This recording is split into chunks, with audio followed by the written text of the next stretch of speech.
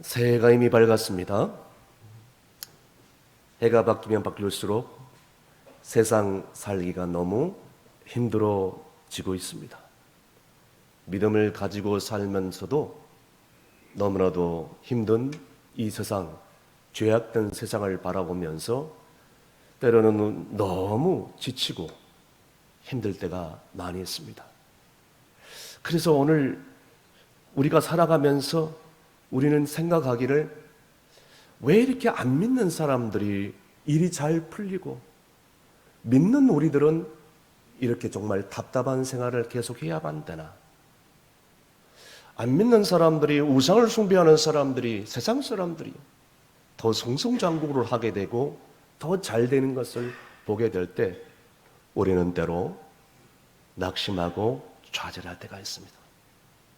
그래서 오늘 본시의 시편 기자 다윗은 어찌해서 악이 번성하고 악인들이 이렇게 승승장구하고 의인이 고통을 겪느냐에 대해서 문제를 제기하고 오늘 본시를 열어가고 있습니다.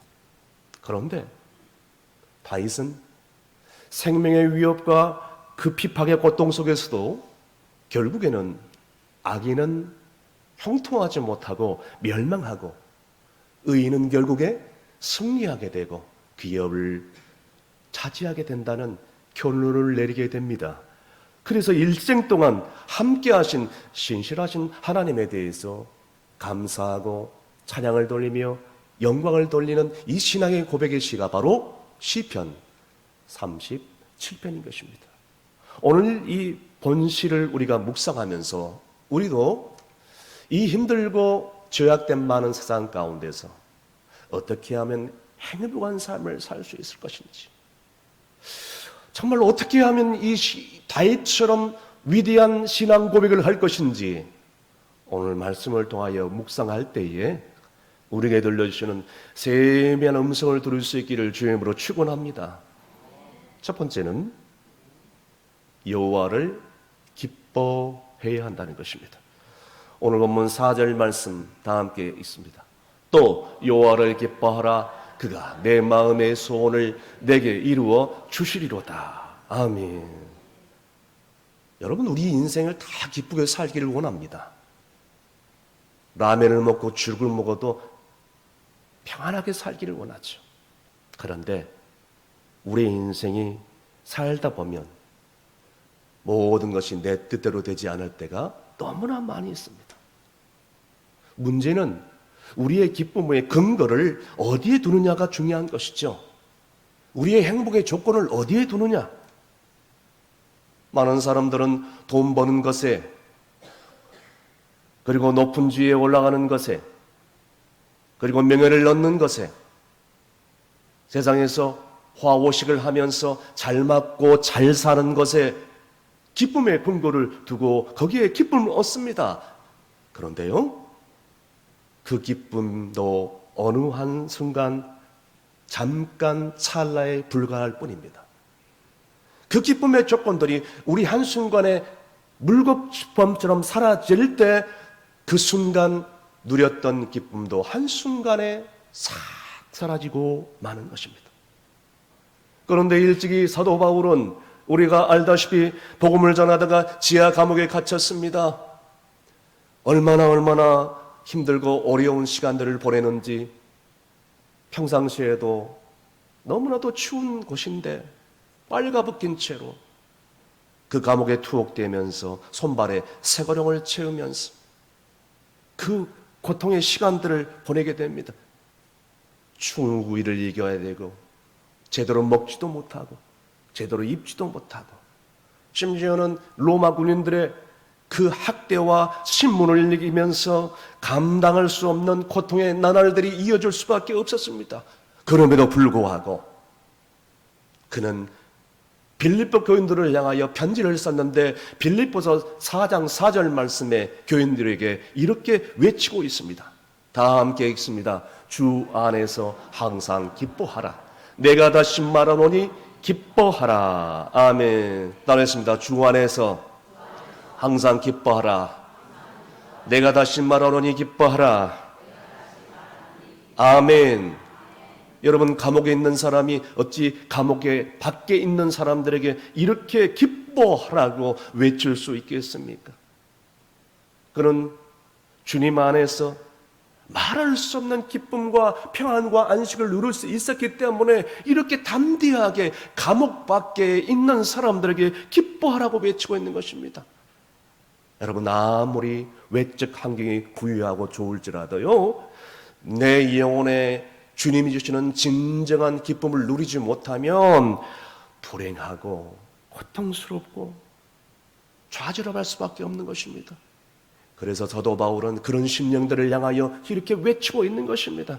사랑하는 성도 여러분, 우리의 모든 기쁨의 근원은 돈에 있는 것도 아니고 명예에 있는 것도 아니고 지위에 있는 것도 아니고 건강 장수에 있는 것도 아니고 외적 조건에 있는 것이 아니라 바로 주 안에 주님으로 말미암아 오직 기쁨의 조건이 오는 것을 여러분 잊지 마시길 바랍니다. 그래서 주님으로부터 오는 위로를 받고 감사의 조건을 찾으면서, 그리고 더 나아가서 삶의 만족을 누릴 때에 이제는 우리 마음속에 세상에 줄 수 없는 평안과 안식과 기쁨을 누릴 수 있음을 믿으시길 바랍니다. 계속해서 우리가 이 힘든 세상 가운데서 어떻게 하면 행복의 조건을 찾을 수 있을까요? 여호와께 모든 것을 맡겨야 된다는 것입니다. 본문 5절, 6절 다 함께 읽습니다. 내 길을 여호와께 맡기라. 그를 의지하면 그가 이루시고 내 의를 빛같이 나타내시며 내 공의를 정오의 빛같이 하시리로다. 아멘. 여러분, 이제는 우리가 기뻐하는 정도로 그치는 것이 아니라 한 단계 더 나가서 더 깊은 신앙의 단계로 나가야 된다는 것입니다. 그것은 바로 우리의 인생 앞길을 하나님께서 막 인도하여 주시기 때문에 모든 것을 다 맡겨버리라는 것입니다.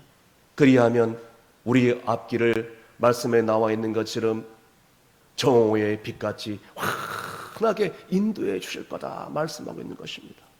여러분, 여기에 나타나 있는 내 의를 빛같이 나타내시며 내 공의를 정오의 빛같이 하시리라는 말씀이 비슷비슷한 것 같은데, 여러분 구체적으로 묵상하면 조금 다른 뜻이 있습니다. 여기 말하는 내 의를 할 때 의는 하나님으로부터 인정받는 의를 얘기를 합니다. 하나님으로부터 인정받는 우리의 의를 빛같이 세상 모든 사람들에게 다 드러나게 해주신다는 것입니다.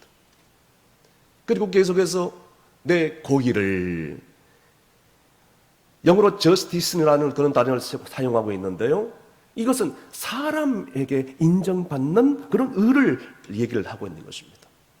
사람들에게 인정받는 의를 정오의 빛같이, 그러니까 무더운 태양이 장렬하는 정오 12시에 그 빛같이 환하게 비추어서 우리 앞길을 인도해 주신다는 것입니다.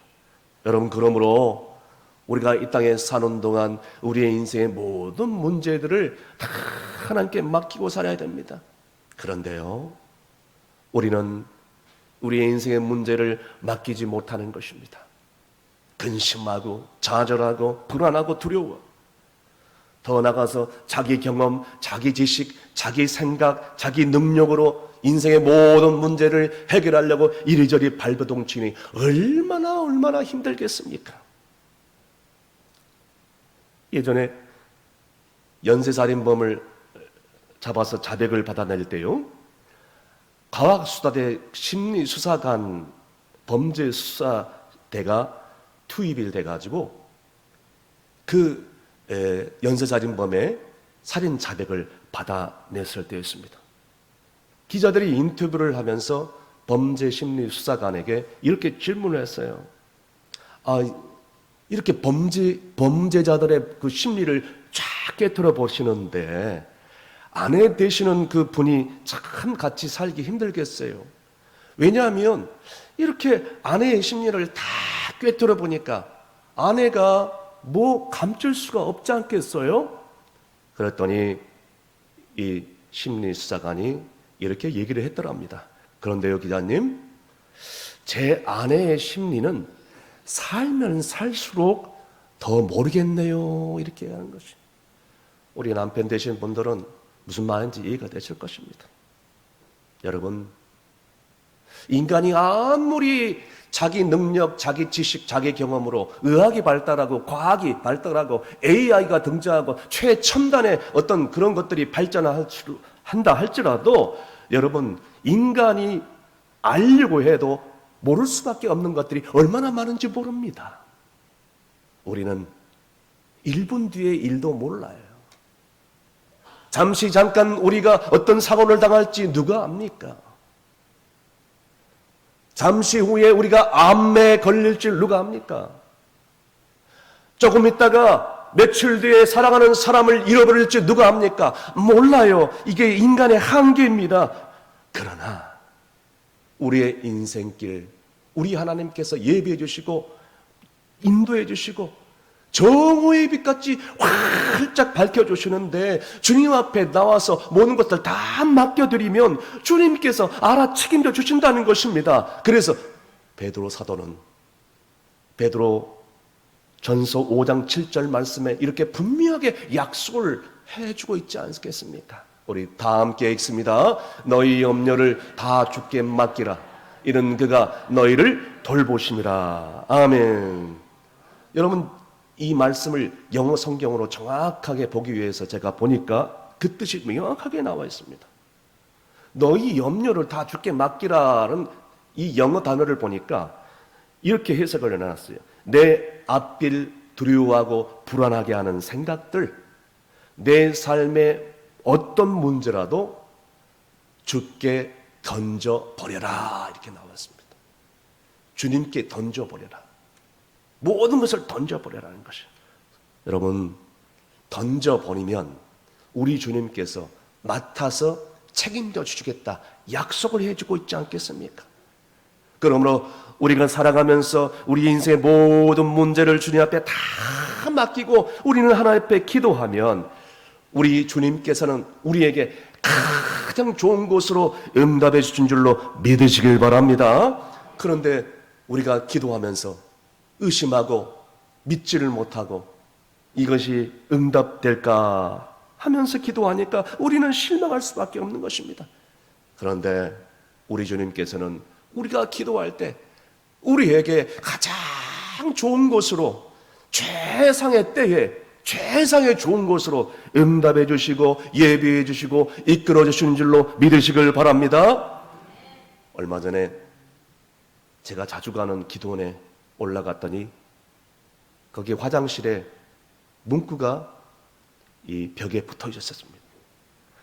저는 화장실 글귀를 보고 웬만해 가지고는 은혜를 안 받는데 그 순간에 그 문구가 눈에 들어와서 제 마음에 감동을 주는 것입니다.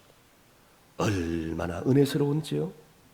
그 짧은 문구를 보고 긴 설교보다도 너무나 강한 감동을 받은 것입니다. 거기에는 이렇게 적혀져 있었습니다. 하나님은 나에게 말씀하셨다. 절벽 앞으로 가라고. 그래서 나는 절벽 앞에까지 갔다. 그리고 하나님은 나의 등을 밀어버리셨다. 그리고 나는 떨어졌다. 하지만 나는 그때 알았다. 내 등에 날개가 있다는 것을. 하나님은 내가 모르는 시련을 통해서 나를 일깨워 주시는 분이시다. 할렐루야. 얼마나 감동적인 글입니까? 사랑하는 성도 여러분, 우리는 시련을 당하고 연단을 당하고 고통이 당하면 우리는 원망하고 불평하고 견딜 수 없다고 눈물 지을 때에도 하나님은 그 순간에도 우리와 함께 하시고 우리의 앞길을 아시고 가장 좋은 길로 인도하고 계신다는 것을 잊지 마시길 바랍니다. 그러므로 새해에도 우리의 인생의 모든 것을 여호와 앞에 다 맡김으로 인해서 주님께서 이루어 주시고 정오의 빛같이 환하게 최상의 좋은 곳으로 응답해 주신 줄로 믿으시길 바랍니다. 마지막으로 여호와 앞에 기다려야 한다는 것입니다. 오늘 본문 7절, 8절 말씀 다 함께 읽습니다. 여호와 앞에 잠잠하고 참고 기다리라.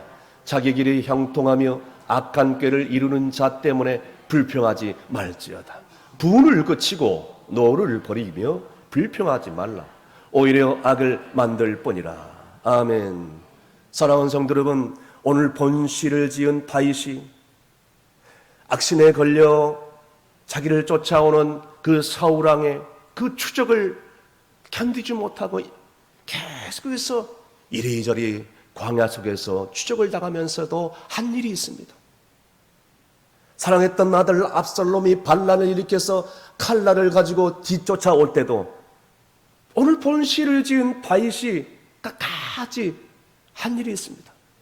그것이 뭔지 아십니까? 그것은 바로 언약궤 앞에서 여호와를 기다리며 예배하는 일이었습니다.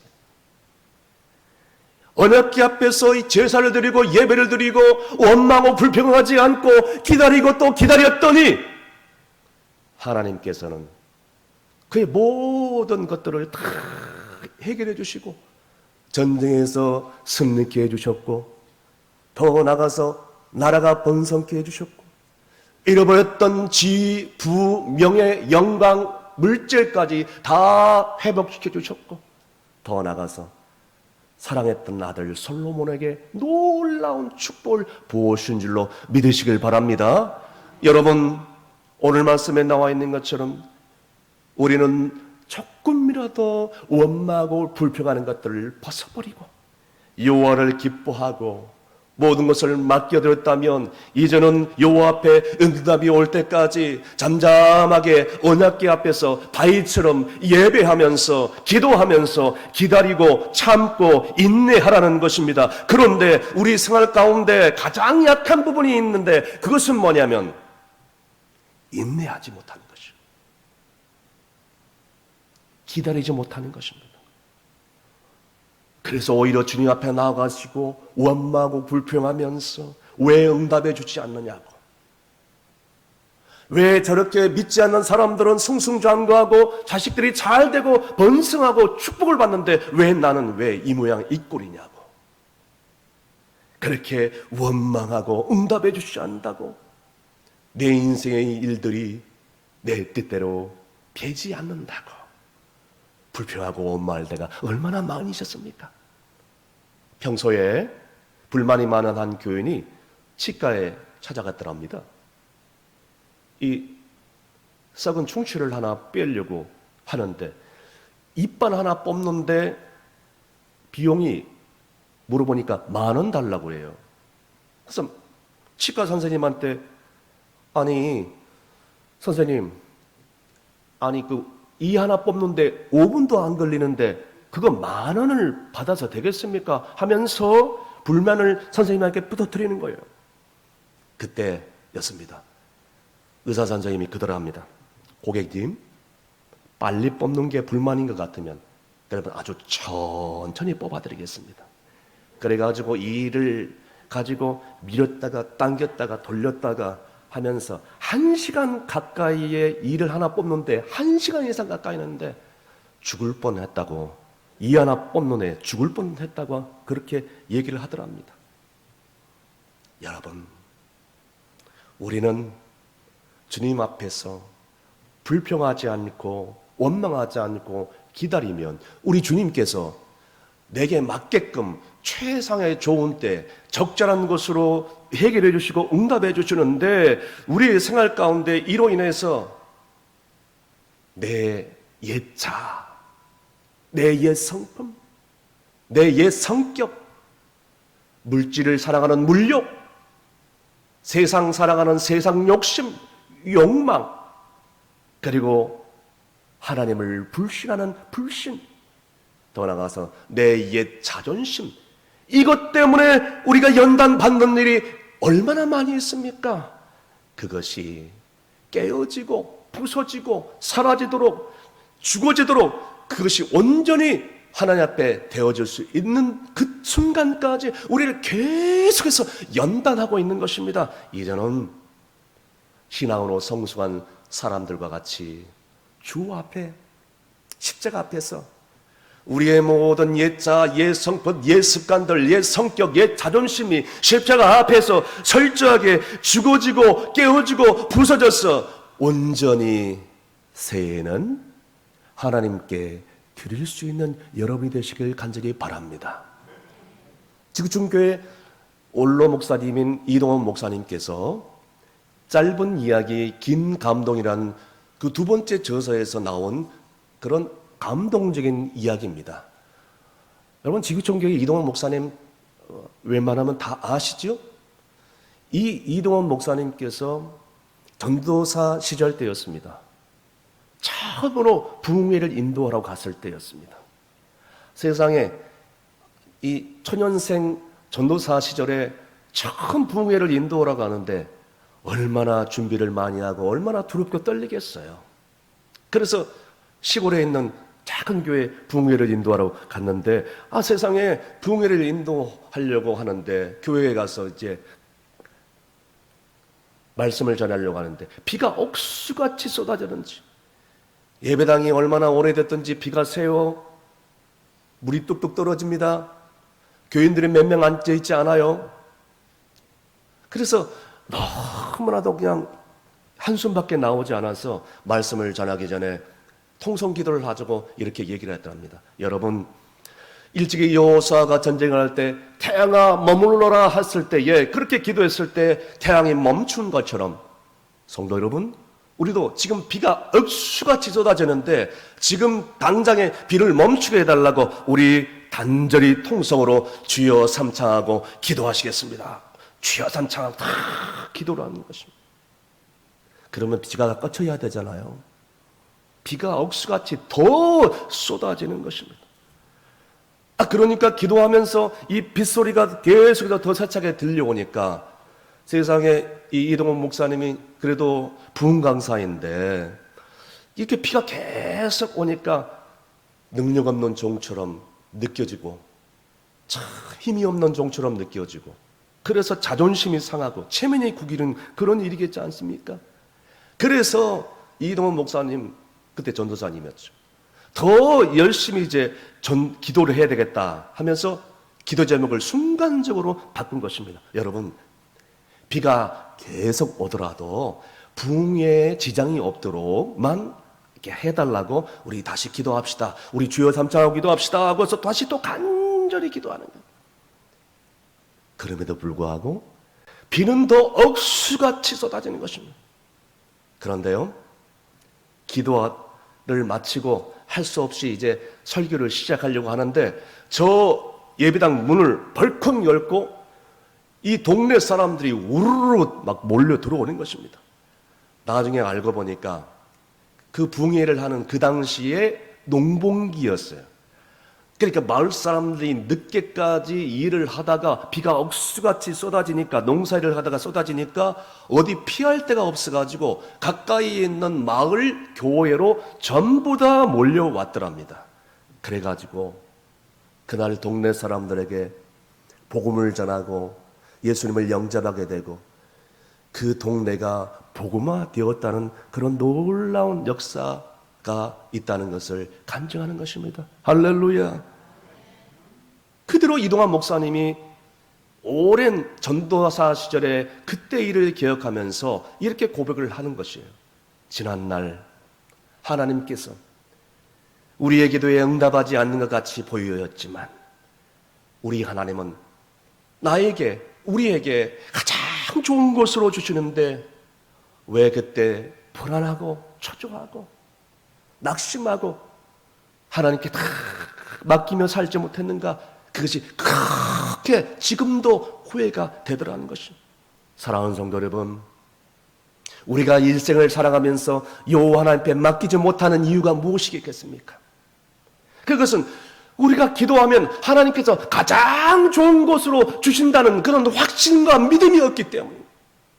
그래서 맡기지 못하는 거예요. 그래서 기도를 하지 못하는 거예요.